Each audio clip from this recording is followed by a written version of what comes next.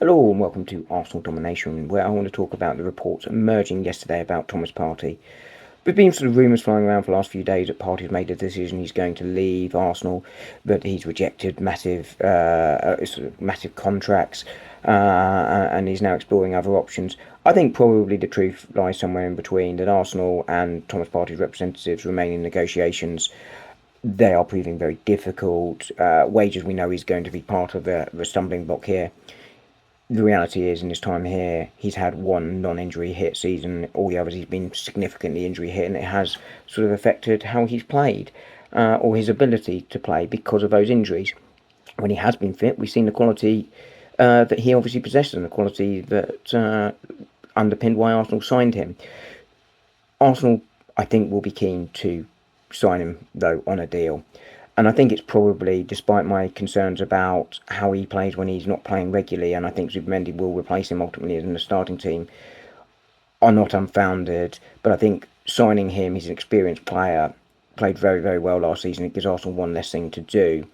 I still think there's time to go in this. He is reportedly going on the pre-season training camp to Spain. That suggests that he is willing to sort of stay, and if by all accounts he wants to stay, it's going to come down to wages. But we'll have to see how it goes. Time will tell with this one. He's currently on international duty with Ghana.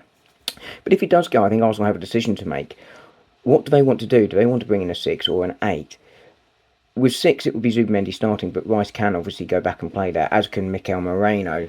And a number 8 would add some creativity to that sort of base of that midfield, sort of, this sort of double pivot, if you like, which I think Arsenal are lacking, as I've said before. But I think number 6 sort of seems more likely. And I mentioned this player a couple of weeks ago when I was talking about possible replacements for him, when I was talking about the midfield and how Arsenal might, approach the midfield transfers in this window. And this player is a young 20-year-old, I think he's 20, from Spain, Agome. And he has come up as being linked with Arsenal in the last 24 hours, as well as a few other sides. So as I say, he plays for Sevilla.